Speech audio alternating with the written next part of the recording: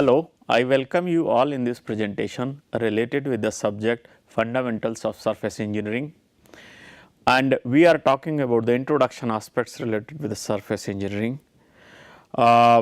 In this presentation, we will be talking about the classification of the various surface engineering techniques or surface modification techniques which are used to improve the properties of the surfaces, so that the life of the component under the tribological conditions can be improved, as well as functionality of the surfaces also can be enhanced for the specific applications.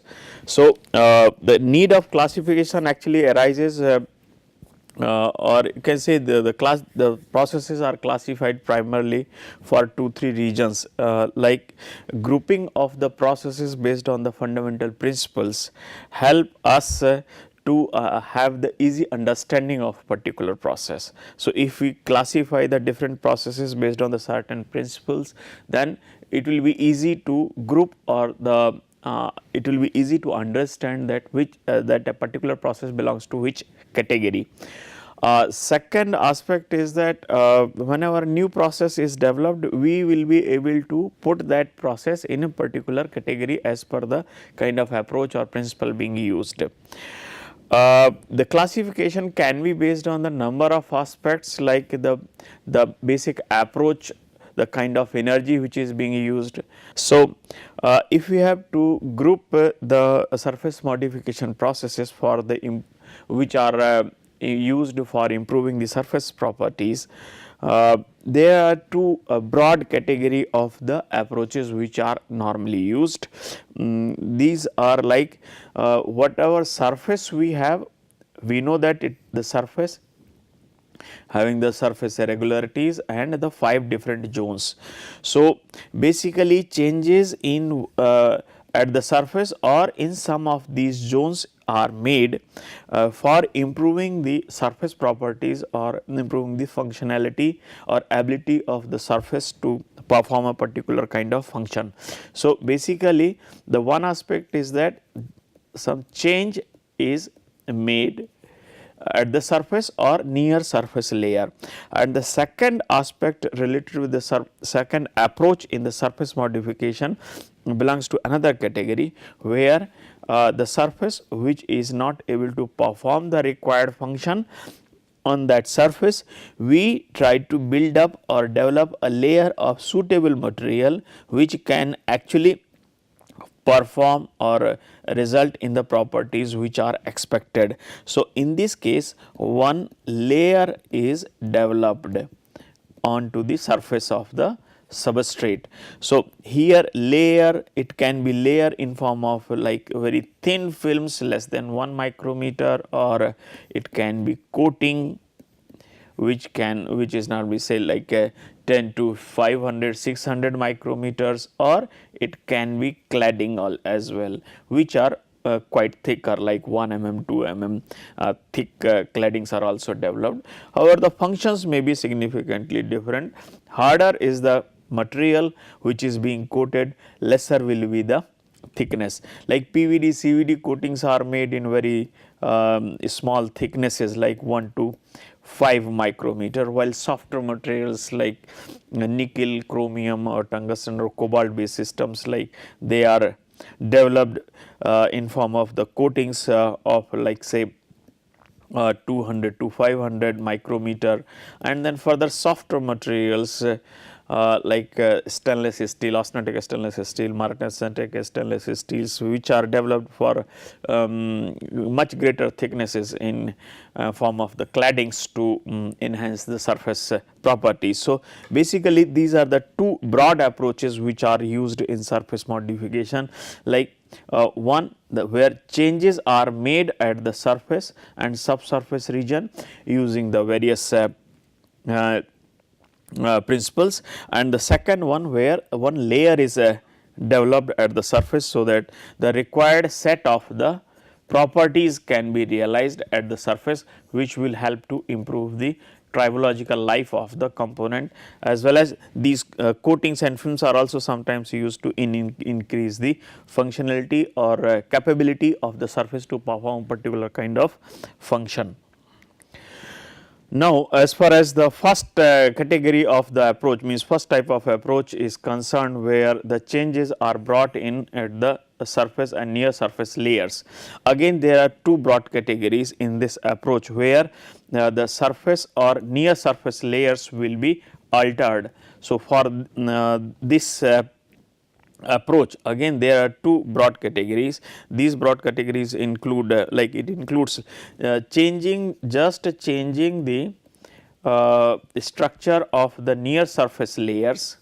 Structure means microstructure of near surface layers is altered, so that we have a required set of the mechanical properties, and which will be able to deliver the required combination of the tribological characteristics required for the performance, tribological properties required for given or expected performance of a given product under the certain set of the conditions. So, what kind of the properties required to for performance under a given set of conditions, that will be dictated by the application. So, application will decide the kind of properties that we should have, chemical, mechanical or tribological properties, and which will be realized through the microstructural modification of the surface. So, and for this microstructural modification, we can use thermal, means the heat is used in very localized manner for heating the surface layers. Thereafter, controlled cooling helps to get the desired structure. And the second approach, where just a surface mechanical force is applied at the surface in very localized manner. So, surface layer deformation is achieved to enhance the properties of the component, and in this case there is no chemistry, no change in chemistry or chemical composition of the component. Just the microstructural changes are brought in at the surface and near surface layers. And the second approach involves the changing the chemical composition of the surface and near surface layers. So, in this approach, like this is the surface. So, whatever the subsurface zones are there, like 1, 2, 4, 5, whatever we have talked earlier, the modifications are made in these zones through the suitable chemical compositional alteration. And for this purpose, as per the property requirement for a given application, we identify what kind of chemical modification or chemical changes to be brought in at the surface, and for that purpose we may add carbon, like in case of the steels.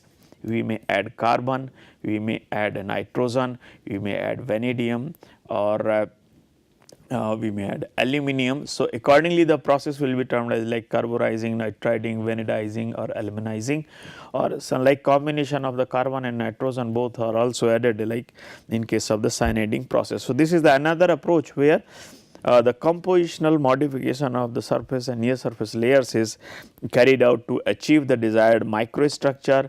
So, the desired mechanical properties are realized, which we in turn will be able to deliver the required set of the tribological properties. So, this is the kind of sequence which is used for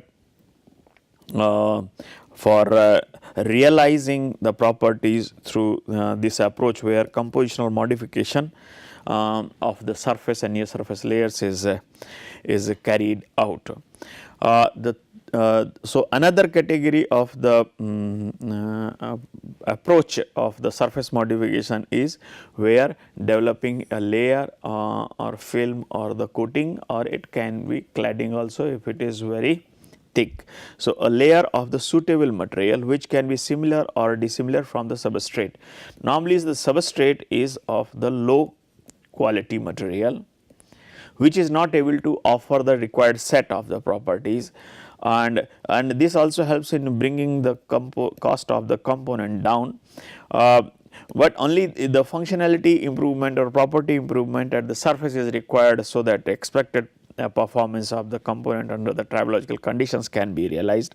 And for this purpose, the approach is simple: material of either the same composition or the dissimilar. Same composition layer is applied especially under the wear conditions when the loss of dimension of the component is leading to the failure of the component. So, under such conditions, material is deposited again of the same type, and after machining we regain the dimensions which were lost due to the wear. This is one approach where just reclamation or refurbishing of the component is tried. So, this will help to bring the dimensions of the component back to the original ones, so that it can be brought in use again for the given purpose. So, under such conditions, a layer will be built up of the same material, and this one is called the reclamation or refurbishing.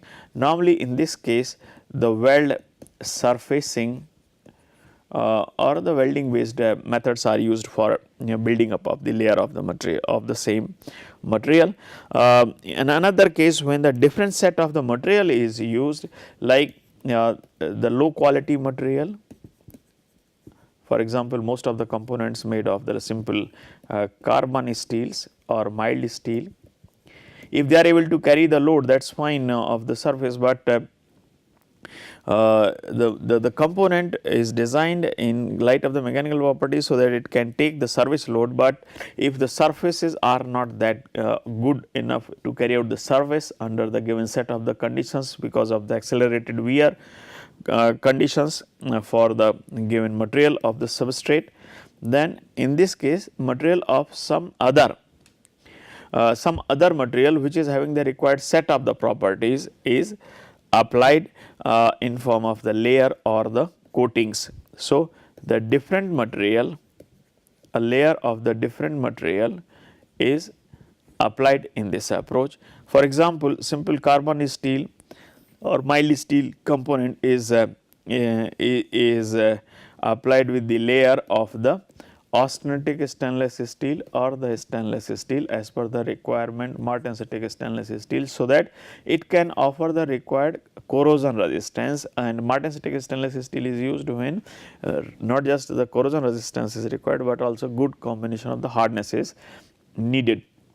Similarly, if the component is to be exposed to the high temperature conditions and we want that it is prevented from any kind of the oxidation, then it is common that the layer or the coating of the nickel chromium based systems is applied at the surface. So, coatings of the nickel chromium systems help to prevent the oxidation of the iron at a high temperature, and thereby protecting the component which is being used at a high temperature. So, degradation of the low quality material under the adverse service conditions can be reduced by developing the layer of the suitable material, so that it can really perform the intended function for long.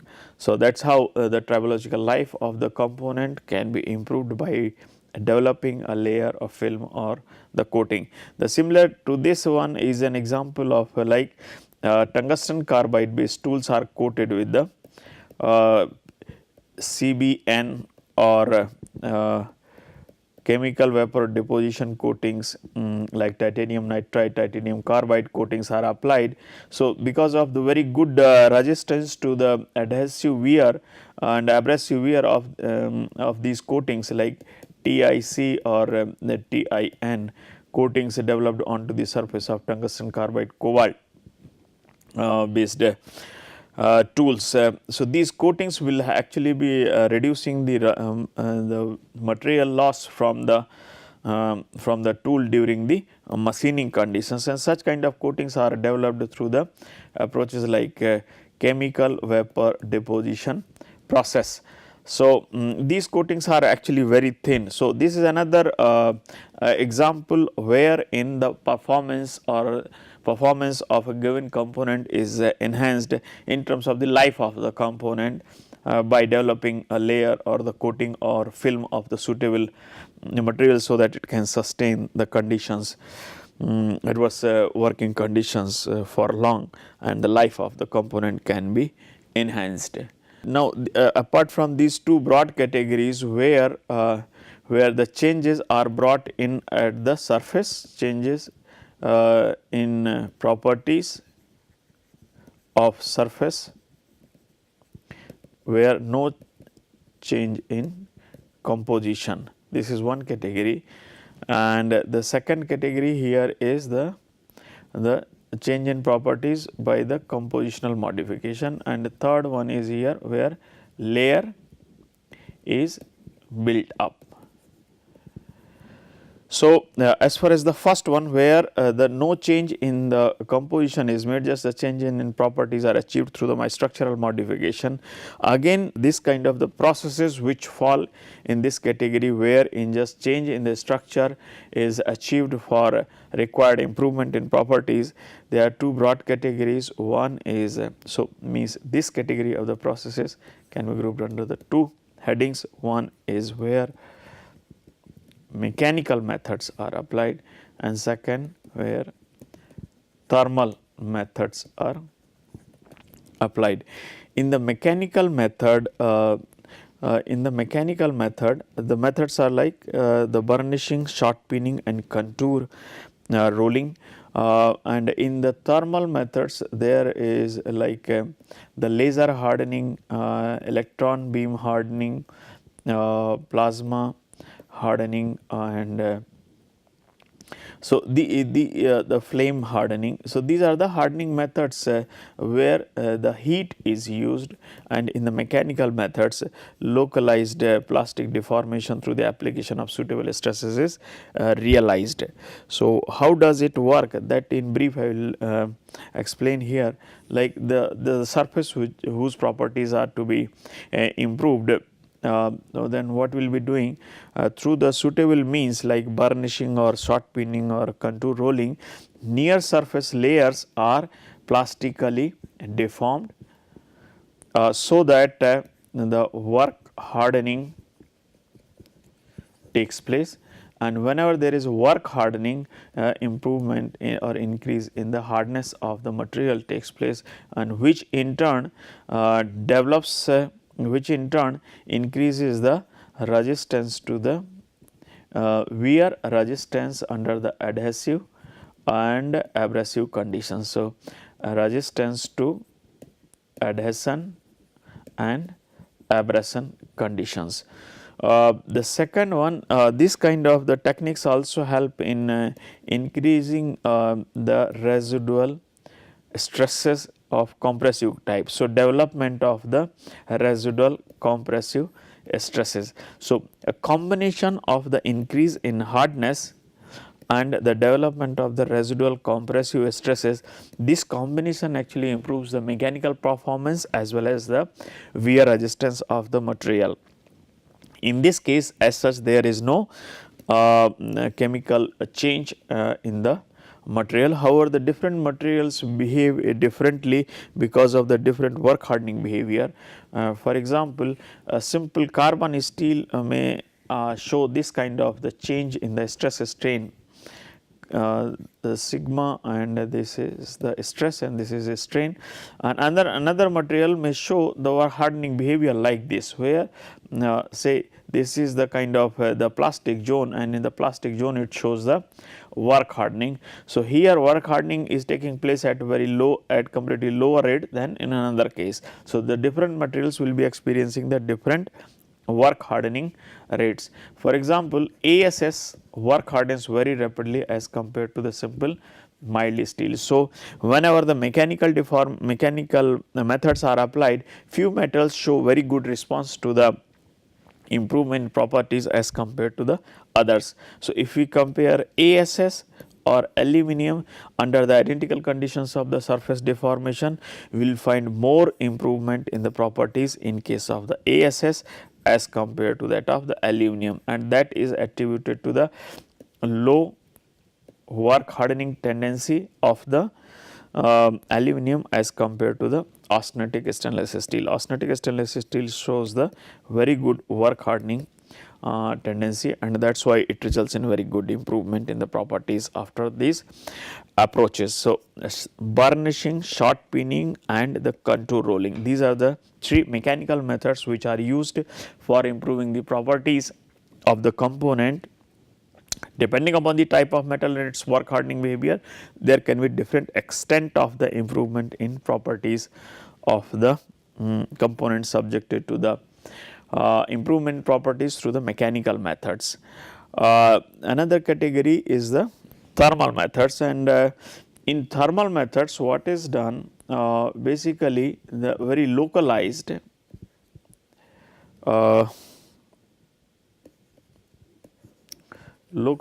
heating is carried out of the surface. So, using suitable heat source, like heat source may be laser, or heat source may be electron beam, or heat source may be the flame or the plasma arc. These are the basically heat sources, or it can be through the induction effect.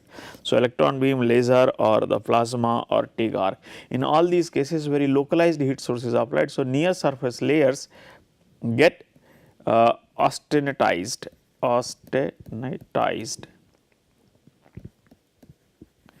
and this austenitized layer near the surface is subjected to the rapid cooling,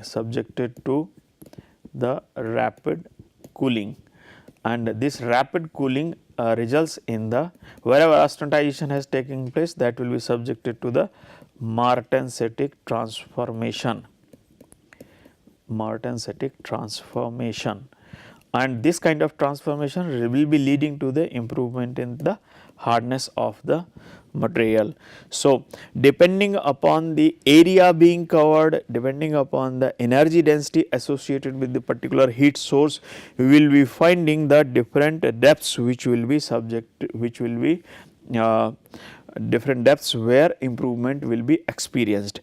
For example, the low heat input processes, like the lowest heat input here will be like, say, although there is no flame, there is a flame. So, flame offers the minimum heat, lowest energy density. Then we have a TIG, here initially we have flame, TIG has somewhat higher energy density, then we have plasma, and then we have induction, and then we have electron beam and laser. So, increasing energy density means how rapidly we are able to heat the material to the required depth, otherwise melting will start. So, what we do, if the flame is applied, it will be able to heat the metal to the greater depth and will be causing the hardening up to the greater depth, but since the energy density is low, so it is a slow process. It will be heating the larger area, will be causing the transformations up to the greater depth. So, if you see, this will be the sequence in which is the laser, plasma, sorry, the flame, TIG, plasma, then we have induction, then electron beam, and then laser. This is in the order of increasing energy density, and the depth of which will be hardened through these techniques, that will be in opposite order. Maximum depth will be heated, maximum depth will be modified by the flame hardening approach, and the minimum will be here at this higher end. So, we can say the energy density and the depth up to which hardening will be taking place due to these thermal methods, that will be inversely related.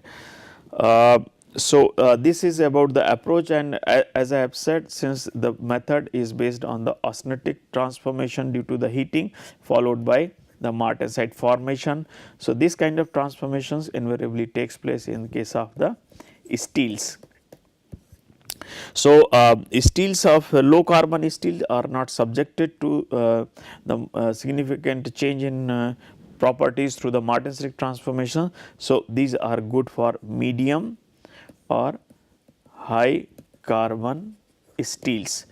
The change in the other non-ferrous metal systems, that may not changes may not be that much as compared to what will be observed in case of the medium and high carbon steels. So, these methods, thermal methods for improving the properties, are basically applicable to the medium and high carbon steels, and alloy steels. So this is what is there under the category. So if we compare the approach where changes are brought in the structure for improving the properties with no change in composition, there are two broad categories. One was the mechanical methods where the localized plastic deformation is achieved, and the second one is the thermal method where localized heating is carried out followed by the rapid cooling, so that required change in the microstructure of the component can be brought in for improving the properties of the component. Now, the another group of the processes is where the change in improvement in properties is brought in through the compositional modification. So, as I have said, like if the component whose surface properties are to be improved. So, in this case most of these methods are for steels. Where property improvement is brought in by modifying the chemical composition or modifying the chemistry of the component of the surface and near surface layers. Depending upon the process, it can be like 1 mm, 2 mm depth, also it can be thinner as well. So, depending upon the kind of element which is being introduced in this there are different methods, like carburizing is used for when the carbon is introduced at the surface and near surface layers for improving the properties. Again, this method is applicable for the low carbon steels which are deficient or having the low carbon content. So, the property improvement requires the additional carbon content at the surface and near surface layers. So that after the subsequent heat treatment, required combination of the properties can be achieved. As I have said that low carbon steel components, those like say especially having the 0.2% carbon, even after the rapid heating and cooling, they cannot result major change in properties even through the Martensic transformation because of low carbon content. So, such kind of the steels are introduced with the carbon content, and carbon content is increased up to like say 0.2 to 1%. So, obviously there will be gradient in the concentration of the carbon from surface to the subsurface region, but depending upon the depth up to which improvement is required, the carbon is diffused in the subsurface region, maybe like say 1 or 1.5 mm depth from the surface. And for this purpose, once the carbon is enriched, then we will be doing the austenitizing followed by rapid cooling for hardening of the surface through the carburizing approach. In case of the nitriding approach is little bit different, where this is primarily used for the steels where the ferrite is dominating. So, for ferritic steels, this method is used where the nitrogen content at the surface is enhanced. So, this nitrogen content will increase in nitrogen content will be forming the iron nitrides and thereby improving the properties of the surface. Another advantage is that this is carried out in the ferritic zone. So, the temperature high enough, but high enough to ensure the diffusion, but low enough to avoid any kind of austenitization of the steel. So, 500 to 600 degrees centigrade is the temperature which is normally used for this purpose. In case of the cyaniding, both nitrogen as well as carbon are introduced at the surface for improvement in the properties using temperature of like say 800 to 950 degrees centigrade. This is the range of temperature which is used, but cyanidizing process is faster than what is used in carburizing, but in this process both carbon and nitrogen are introduced at the surface.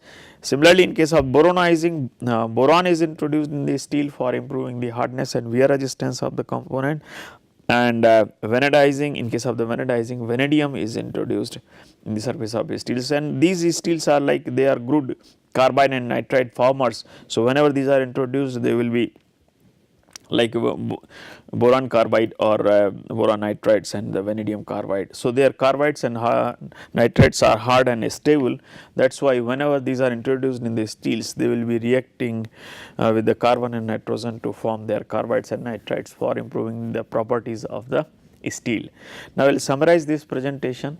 In this presentation, basically we are talking we have talked about the broad approaches which are used for the surface modification, and what are the different categories of the processes where improvement in properties is brought in without any change in the chemical composition, but just changing the microstructure helps to improve the properties of the component. Thank you for your attention.